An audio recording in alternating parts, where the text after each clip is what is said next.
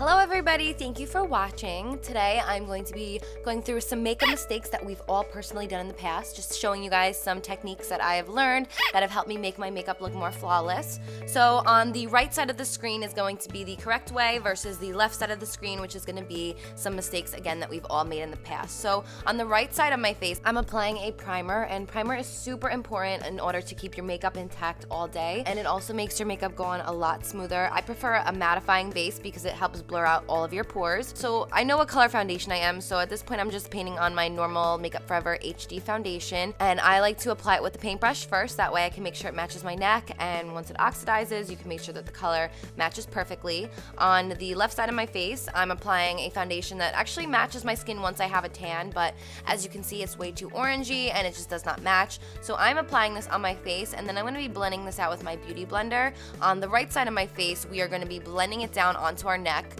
That's one thing that's super important when doing your makeup, is to blend whatever foundation onto your neck so it all blends evenly and it all matches your chest and it doesn't look like you're wearing a mask. One of the main reasons why I love the Beauty Blender is it does a lot of the work for you. Sometimes with brushes, it can leave your foundation looking a little bit blotchy, but if you use a primer and then you use the Beauty Blender to help blend it out, it's going to give you a perfect flawless finish.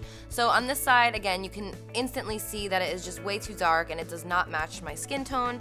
So that's one thing to really keep in mind, is when you're finding the right foundation color, just making sure that it matches you and it doesn't look like you're wearing a mask. So as you can see, it looks really silly because I didn't blend it down on my neck, so that's just one thing I want you guys to keep in mind.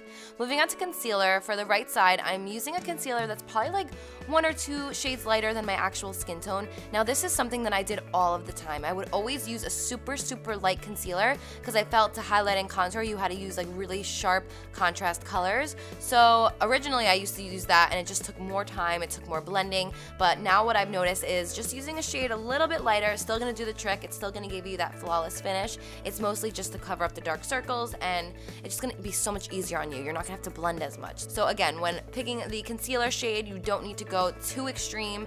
Also on the wrong/left side of my face, you can see I am just applying this concealer right under my eyes. If you do it in a downwards triangle, it's going to help really bring that part of your face forward, making you appear more awake and just giving you more brightness to your face, which I think is the goal when people are applying concealer. You want it to really wake you up. So if you're applying it just underneath your eyes like that, you're going to see the line and it's just not going to look cute. Another thing you have to remember to do is to set your concealer. That way it doesn't slide all over the place. This is another trick that I wanted to recommend for you guys. I like to apply it right underneath my eyes and also under my cheekbone. So moving on to brows, I am using my Brow Bar to Go on the right side of my face. This is my favorite one. It's very natural and it keeps the brows looking just a little darker but very natural. And for the wrong side or the left side, I'm using the Anastasia pomade, which is a really great product if you use it correctly, but it's so easy to take things a little overboard with the pomade. That's why I stopped using it, because I noticed that my eyebrows were looking a little bit too fake. I think the goal with makeup is to make it look as natural as possible while really enhancing your features. So that's another tip that I wanted to give. Also, if you are using concealer to shape out your brows, make sure you're buffing away that line. You can see here I left that line, and that's a pet peeve of mine if I see anyone with that concealer left on their brows. So just make sure you're smudging that out. Now for contouring the nose, this is my little trick that has worked for me immensely. I like to draw the line a little bit more closer in towards the center of my nose than where my actual nose is. That way it's going to look much more narrow and it kind of gives the illusion of a smaller nose. If you contour it too far out, it's going to make your nose look wider. It's kind of hard to see the result because I did contour one side correctly, or how I prefer it at least. So maybe in another video I can just show you if I were to contour it wrong, like how much of a difference that it would make. I used to only contour the sides, and I feel like that's why my nose used to look a lot bigger, because I just contoured it wrong. So it's all about figuring out what looks best for your face. So now I'm just wiping off the excess powder. Moving on to bronzer, I am using a shade that's not too dark, and I'm applying that on all of the parts that I want to contour or bronze up a bit. A tip that I have for you guys is to use a very light hand and slowly build instead of applying too much product and then having to buff it out too much. So you can see it just kind of all blends together nicely. For the wrong side, I'm using a really dark shade, and I'm gonna give it that muddy look, which we've all had happen before. I am guilty of this as well, so I just want you guys to know that it's all common mistakes we've all made, but with time and with experience, you grow and you learn different tricks, so we don't want anything to look muddy. So if you apply a shade that's not too dark, again, it's a lot easier to blend out and it's gonna look a lot more natural. You don't have to do as much work. So moving on to blush, I am just, again, very lightly applying this on the apples of my cheeks. And then on the left side, I'm applying just way too much blush, just giving it a nice clown look, you know. Again, this is a very dramatic interpretation, but you guys get the point. So since I did apply a cream contour shade, I am setting it with a light grayish color, and that's again so the nose contour stays all day.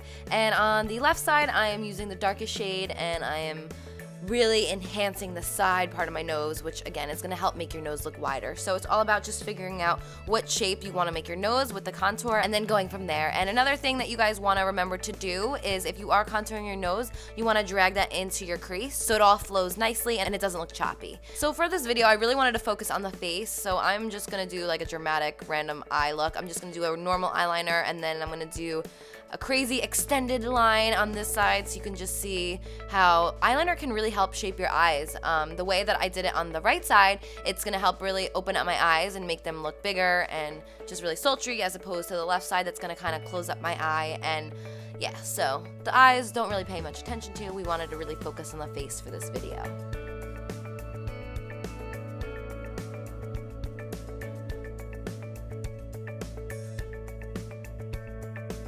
So for lips, I always overline them. It's just something that I like to do, but there is a way to overline them, and then there's a way to take it a little bit overboard, and it could start looking a little bit awkward. So I just wanted to let you guys know that if you want to try and make your lips look bigger, all the power to you. Just try and do it the right way and try and make it look as natural as possible. So yeah, I mean, again, we've all been guilty of this. Sometimes I overdraw them a little bit too much and it's a little bit extreme, but it's all about just figuring out what you prefer, your preference, how you like your own makeup, and really doing it that way. So I don't want you guys to think that this is me saying that my way is the only way.